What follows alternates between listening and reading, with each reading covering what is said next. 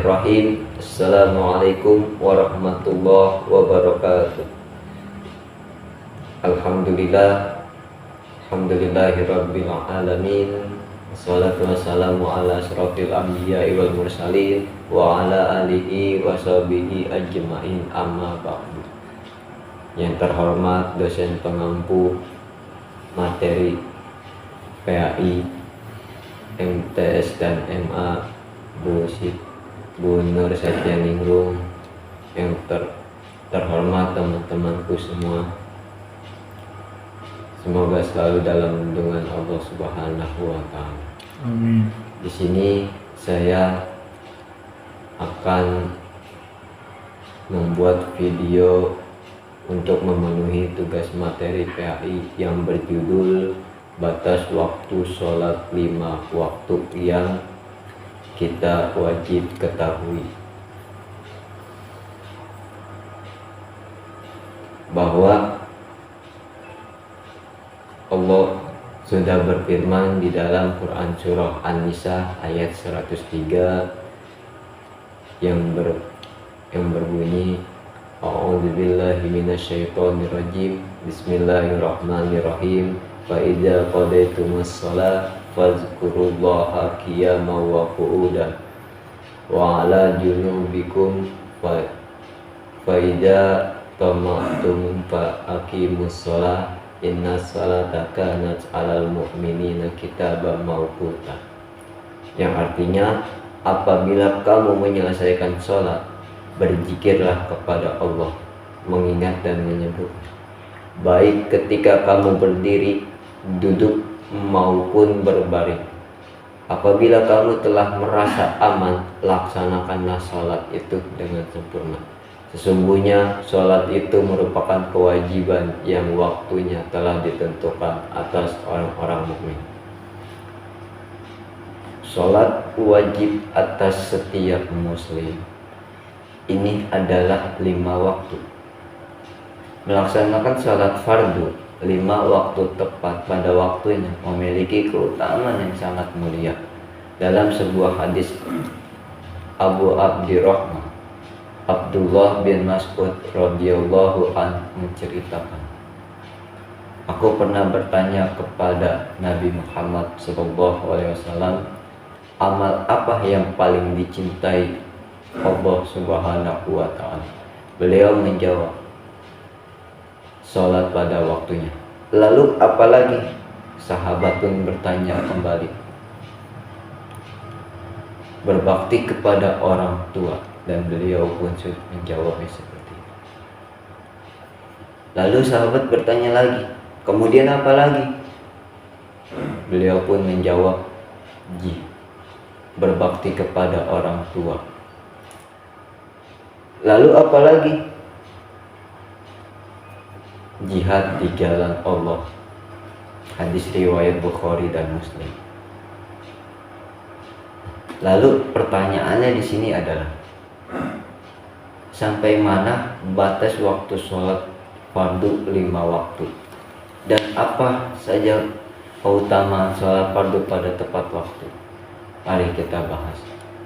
Batas sholat fardu 5 waktu merujuk dalam kitab Fikih Sunnah karya Sayyid Sabiq.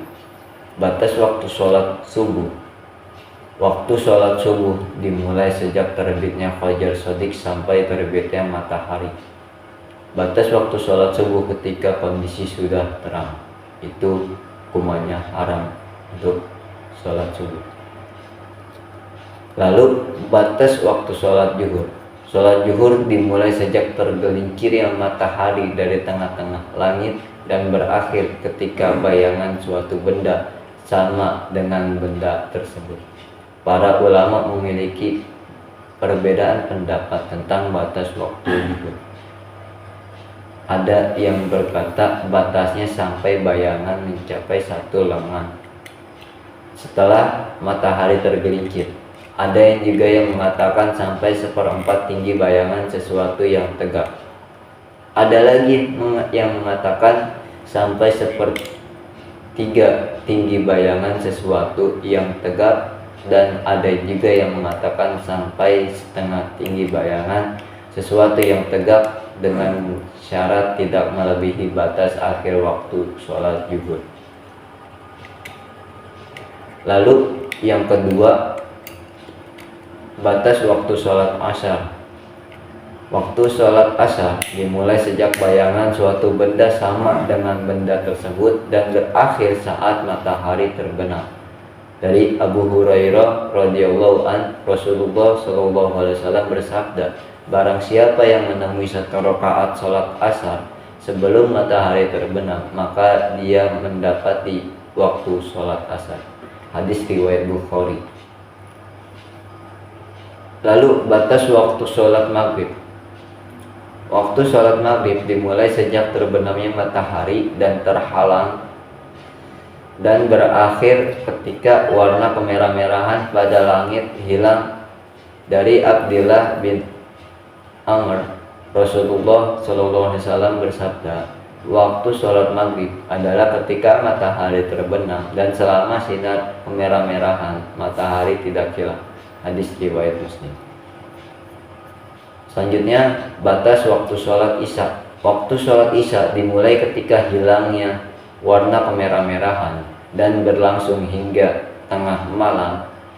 Hal ini bersandar pada hadis yang berasal dari Aisyah radhiyallahu an. Ia mengatakan, mereka para sahabat melaksanakan sholat isya di antara hilangnya kemerah-merahan sampai sepertiga malam yang pertama. Hadis riwayat Bukhari. Sayyid Sabiq menjelaskan, batas waktu sholat berakhir sampai waktu sholat berikutnya, kecuali sholat subuh. Sebab, kata Sayyid Sabiq, waktu sholat subuh tidak berakhir sampai waktu sholat zuhur, melainkan sampai terbitnya matahari. Ini merupakan kesepakatan ulama. Adapun keutamaan sholat fardu tepat waktu, terdapat keutamaan ketika seorang muslim melaksanakan sholat fardu tepat waktu. Dirangkum dari buku Ulumul Hadis karya Wahyu Khofidah dan lainnya tentang beberapa keutamaan sholat fardu tepat waktu. Yang pertama, merupakan amalan yang paling dicintai Allah. Dari Abdullah ibnu Mas'ud radhiyallahu an berkata, aku bertanya kepada Nabi Muhammad tentang amalan apakah yang paling disukai Allah.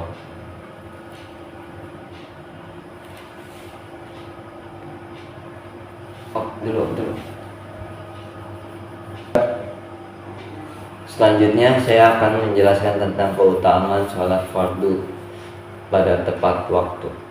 Terdapat keutamaan ketika seorang muslim melaksanakan salat fardu tepat waktu.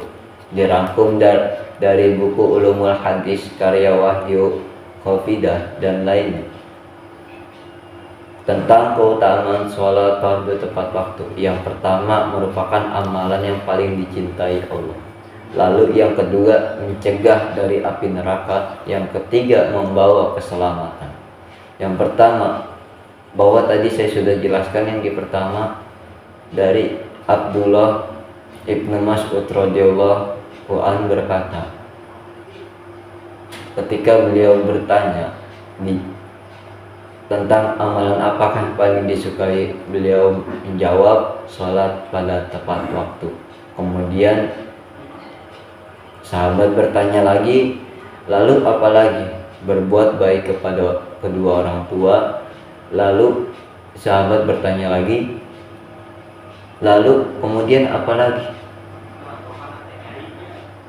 Jihad fisabilillah. Hadis riwayat Bukhari dan Muslim. Lalu yang kedua, mencegah dari api neraka. Dari Hanzalah Al-Khatib, beliau bersabda, aku mendengar Rasulullah Shallallahu Alaihi Wasallam bersabda, barang siapa selalu menjaga salat wajib yang lima waktu, baik ruku, sujud, wudhu dan waktu-waktunya, dan dia mengetahui bahwa semua itu merupakan kewajiban dari sisi Allah, maka dia akan masuk surga. atau beliau mengatakan wajib baginya surga. Hadis riwayat Ahmad. Lalu yang ketiga, membawa pada keselamatan. Dalam sebuah hadis dikatakan sesungguhnya amalan hamba yang pertama kali akan dihisab pada hari kiamat adalah sholatnya. Apabila sholatnya baik, dia akan mendapatkan keberuntungan dan keselamatan. Apabila sholatnya rusak, dia akan menyesal dan merugi.